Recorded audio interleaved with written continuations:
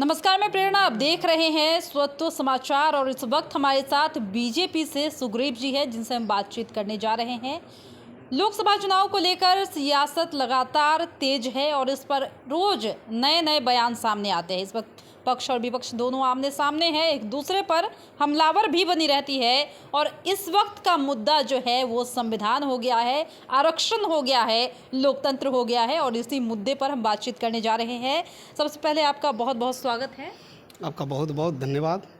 हम पूछने जा रहे हैं कि जिस तरीके से आरक्षण पर बातचीत हो रही है, आप देख ही रहे होंगे कि ये हॉट टॉपिक बना हुआ है। इस वक्त ये जो टॉपिक है हॉट टॉपिक है और इस पर रोज कोई ना कोई बयान निकल कर सामने आ रहा है। क्या लगता है, सच में आरक्षण को लेकर जो बहस छिड़ी है, इसमें आपको क्या लगता है, क्या इसमें जो है सच्चाई है? देखिए, आरक्षण के नाम पर कुछ पार्टी ऐसे हैं जो समाज को हमेशा बरगलाने का काम किया।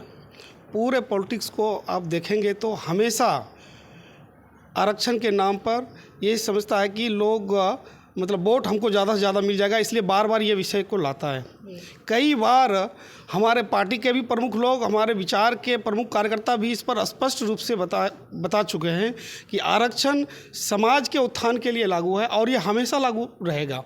लेकिन कुछ पार्टी के प्रमुख कार्यकर्ता, उनको लगता है कि हम इस विषय को बार बार समाज को के बीच लाएंगे, समाज को बरगलाएंगे तो उसका लाभ हमको मिलेगा, इसलिए लाभ के लिए बार बार ये विषय को लाता है।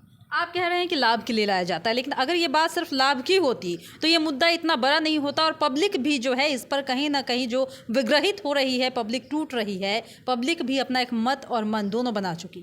देखिए, आरक्षण के बारे में आप देखेंगे तो कई प्रदेश का जो उसका ये हाई कोर्ट ने का डिसीजन आप देखेंगे तो उसमें स्पष्ट रूप से कहा गया है कि आप 50% से ज़्यादा आप आरक्षण राज्य में लागू नहीं कर सकते हैं। लेकिन आप देखिए, कहीं बिहार में भी कभी आएगा नहीं 75% आरक्षण लागू हो, कभी 60% लागू हो, तो ये मतलब कानूनी या हो ही नहीं सकता है कि कभी लागू कर ही नहीं सकते हैं। तो ये बहस का मुद्दा क्यों है? ये वो सिर्फ वोट बैंक का षड्यंत्र मतलब करते हैं कि वोट बैंक के कारण जो है उनको लगता है कि ये विषय को लाएंगे तो हमको ज़्यादा से ज़्यादा लोग सपोर्ट करेंगे, इसलिए ये समाज को सिर्फ बरगलाने का काम है। तो वोट बैंक की राजनीति बोल रहे हैं आप, तो फिर पिछड़े समाज के जो भी लोग हैं वो इतना दिग्भ्रमित क्यों है? देखिए, पिछड़े समाज जो कुछ समाज हैं जो अपने सिर्फ उनको जाति चाहिए, उनको समाज ये बिहार का विकास नहीं चाहिए, उनको बिहार के बिजली से कोई मतलब नहीं है, यहाँ बिहार के सड़क से कोई मतलब नहीं है, बिहार के शिक्षा के बारे में उससे कोई मतलब नहीं, बिहार के रोजगार से उसको कोई मतलब नहीं है, बिहार के किसान से कोई मतलब नहीं है। सिर्फ उनको लगता है कि मेरा जाति के लोग आगे बढ़े, इस जो राज्य के प्रमुख कुर्सी पर बैठ जाए, इसलिए वो उनके पीछे दौड़ लगाते हैं। और आप मैं कह सकता हूँ, मैं भी लगभग 300-350 गाँव में गया हूँ, अब वो भी समाज पढ़ रहे हैं और वो भी आगे बढ़ रहे हैं। और ये स्पष्टता के साथ कई लोगों ने कहा है, कई गांव में लोगों ने कहा कि अब इसके भ्रम में नहीं आने वाले हैं, क्योंकि हम देख रहे हैं वर्षों से उन्होंने अपने समाज के लोगों को किसी को आगे नहीं बढ़ने दिया। अभी एक सांसद के बारे में हम सब लोग को पता है, उनको घर पे बुला करके उनको बताया कि आपको हम टिकट देंगे, आप अपने पार्टी को आप पार्टी में विलय करवा दिया और उसका टिकट काट दिया है। तो ऐसे कई है मुद्दा है, कई ऐसे उदाहरण हैं जो अपने जाति के लोगों को आगे नहीं बढ़ने दिया। आप जाति की बात कर रहे हैं, कौन सी ऐसी जाति है जिस पर और ध्यान देने की जरूरत है, आपको क्या लगता है? देखिए, मैं जिस जाति के से आता हूँ, मैं अपने जाति के बारे में बताता हूँ कि कैसे इस मेरे जाति को बरगलाने का काम करता है। मैं रविदास समाज जो बोलते हैं चमार जाति, उस जाति से आता हूँ। इस जाति का जब आप इतिहास देखेंगे तो पूरा एक गौरवशाली इतिहास है। मैं इस चमार इसलिए बना हूँ, मैं चमड़ा का काम इसलिए करता हूँ, मैं सफाई का काम इसलिए करता हूँ कि सनातन के गौरव को बढ़ाने के लिए काम, ये मेरा जाति एक सजा है। अब सिकंदर लोदी के पूरे शासनकाल को देखें, 1489 से 1517 तक उनका शासनकाल रहा। मैं इतिहास के विद्यार्थी हूँ, इसलिए मैं थोड़ा सा बताना चाहता हूँ कि पूरे शासनकाल को अगर आप देखें तो उन्होंने क्या किया, सिर्फ अपने इस्लाम धर्म के प्रसार के लिए उन्होंने पूरी शक्ति लगा दी। उस समय का एक संत रविदास एक महान संत साबित हुए, हम सबको पता है। उनको इस्लाम धर्म स्वीकार करने के लिए कितना प्रकार का उसको दबाव डाला गया, उनके पर अत्याचार किया गया। अपना एक सदना फ़कीर नाम का एक मुल्ला था उनके राज्य में, उनके पास भेजा गया संत रविदास जी को धर्म इसका परिवर्तन कराया जाए। लेकिन उन्होंने कहा कि मैं मर जाऊंगा, मेरे साथ कितना भी अत्याचार करेंगे, लेकिन मैं सनातन को नहीं छोड़ूंगा। और वो इसलिए नहीं छोड़ा, और सिकंदर लोधी इसलिए उसको धर्म परिवर्तन कराना चाहता था कि जो लाखों रविदास समाज इस देश में रहते हैं, वो सभी जब बाबा ये गुरु जी उनका धर्म परिवर्तन कर लेंगे तो सभी कर लेंगे। लेकिन उन्होंने कहा कि जो नहीं करेगा तो उसको सफाई का काम करना पड़ेगा, उसको चमड़े का काम करना पड़ेगा, उनको और भी जितना गंदगी का काम है वो सारा काम करना पड़ेगा, अगर आप इस्लाम नहीं बनेंगे, इस्लाम धर्म स्वीकार नहीं करेंगे। उन्होंने कहा मैं मरूंगा, मैं सारे गंदगी काम करूंगा, लेकिन अपने सनातन को नहीं छोड़ूंगा। इसलिए मैं कहता हूँ सनातन के गौरव को बढ़ाने के लिए हमारा जाति आज एक कमज़ोर हुआ है, वो एक गंदगी का काम कर रहा है। और ऐसे भी जितना भी नकारात्मक विषय उनके साथ जुड़ा है तो सिर्फ वो इसलिए जोड़ा है अपने साथ क्योंकि उसको सनातन का गौरव को बढ़ाना था। आपने बहुत अच्छे से उदाहरण के साथ समझाया है, ये एक बात समझ जाते हैं। लेकिन एक बात बताइए कि अभी जो आपने ये बातें कही है, तो आज के युवा, आपके ही समाज से हम बात कर लेते हैं, आखिर वो जब भी मुद्दा आरक्षण का आता है तो वहाँ भटकते क्यों है, भ्रमित क्यों हो जाते हैं? वो क्यों नहीं समझते कि वो भी सनातन के गौरव में बढ़ाने के लिए कहीं ना कहीं योगदान दे सकते हैं?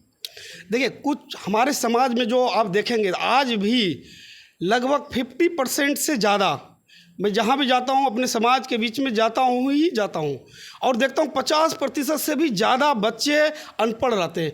उनको जब वो पढ़ाई नहीं कर रहे हैं तो अपने इतिहास का उनको क्या नॉलेज है, उनको जानकारी ही नहीं अपने समाज का क्या गौरव है और यह हमारे समाज का के साथ कितना अत्याचार हुआ। तो मतलब इस मुद्दे पर तो बात होनी चाहिए कि शिक्षा की जो कमी है उसकी पहले भरपाई हो। बिल्कुल, इसलिए जो आज उनके हित की बात अपने आप को कहते हैं कि नहीं, हम अपने दलितों की बात हमेशा करता हूँ। आप पूरा देखिए अपने उनके शासनकाल का अगर आप देखेंगे तो उनके ऊपर सिर्फ अत्याचार हुआ। अभी कुछ दिन पहले तेजस्वी यादव उप मुख्यमंत्री थे, बाढ़ का एक घटना मालूम है, एक दलित समाज को दिन में नग्न करके उसको पेशाब पिलाया गया।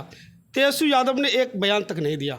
किशनगंज में एक गांव जला दिया गया, दर्जनों घर उसमें जले, कई लोग जिंदा जल गए, लेकिन तेजस्वी यादव एक स्टेटमेंट नहीं दिया। ऐसे अनेकों उदाहरण है उनके शासनकाल का जो अत्याचार हुआ दलितों के ऊपर, एक शब्द इन नेता ने नहीं बोला, लेकिन अपने हर एक भाषण में कहेगा कि हम दलितों के उत्थान कर रहे हैं।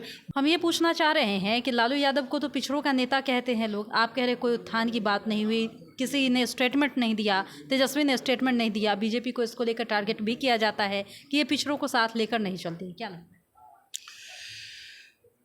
देखिए, लालू जी का और तेजस्वी यादव का जो विषय है वो सिर्फ अपने परिवार के बारे में सोचते हैं, ये स्पष्ट हो गया है। अभी चुनाव चल रहा है, कहीं आप हमको बैठक करके टिकट का ऐसे टिकट देने के लिए, उम्मीदवार का नाम तय करने के लिए कहीं एक बैठक हुई, ऐसा एक भी आपको न्यूज़ नहीं मिला होगा। सिर्फ अपने सब भाई, उनके पिताजी और माँ बहन बैठ करके और वो टिकट तय करके घोषणा कर दिया। तो इससे क्या प्रमाणित होता है कि वो एक परिवार, वो दूसरे किसी को नहीं देखना चाहता, ना वो यादव को देखना चाहता, न दलित को देखना चाहता, न सवर्ण को देखना चाहता है। सिर्फ उनको यही एक ही विषय है कि हमारा बेटा तेजस्वी कैसे मुख्यमंत्री बने। इसके लिए जितना झूठ बोलना है, जितना षड्यंत्र करना है, चाहे आरक्षण के नाम पे, चाहे जाति के नाम पे, वो अपना कर रहे हैं। और मुझे लगता है कि समाज अब शिक्षित हो रहे हैं, समाज पढ़ रहे हैं, आगे बढ़ रहे हैं। अब इसके षड्यंत्र में, उनके बरगलाने में नहीं आने वाला है। और आने वाले समय में निश्चित रूप से जो राष्ट्र को मजबूत करेगा, जो इस राष्ट्र को आगे लेके जाएगा, जो विद्यार्थी की हित की बात करेगा, जो किसान की हित की बात करेगा, जो रोजगार की हित की बात करेगा, वो निश्चित रूप से देश पर शासन करेगा, मुझे ऐसा विश्वास है। मुस्लिमों के आरक्षण पर बात हो रही है, जहां प्रधानमंत्री नरेंद्र मोदी ये कहते हैं कि मुस्लिमों को आरक्षण दिया गया है। वही जो है अब आरजेडी की तरफ से स्टेटमेंट आ रहा है कि अगर हमारी सरकार आती है तो मुस्लिमों को और आरक्षण दिया जाएगा। यानी ये प्रलोभन की राजनीति है कहीं ना कहीं। क्या लगता है आपको कि आपका क्या इस पर सोचना है? देखिए, लालू जी जो बोल रहे हैं मुस्लिमों को आरक्षण देंगे, किस आधार पर देंगे? उसका कोई नियम ही नहीं है, बेतुका मतलब ये स्टेटमेंट है। माननीय प्रधानमंत्री जी ने मुस्लिमों के उत्थान के लिए अनेकों प्रकार का काम कर रहे हैं।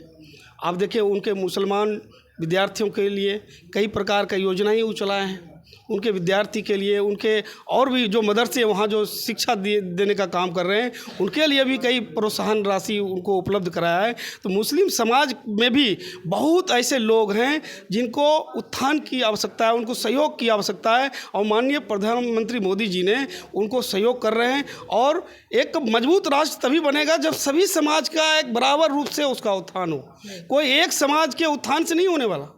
इसलिए माननीय मोदी जी ने एक सकारात्मक, एक मजबूत प्रयास कर रहे हैं, और निश्चित रूप से उसका एक परिणाम भी देखने के लिए मिल रहा है देश में।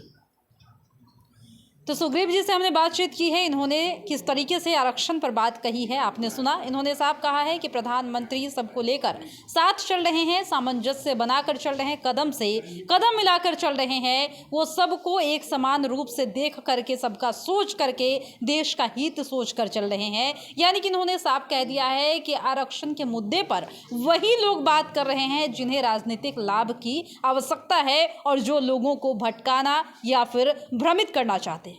फिलहाल इस वक्त के खबर में इतना ही, और भी ऐसे तमाम वीडियो अपडेट्स के लिए बने रहिए हमारे साथ और देखते रहिए हमारे चैनल स्वत्व समाचार। धन्यवाद।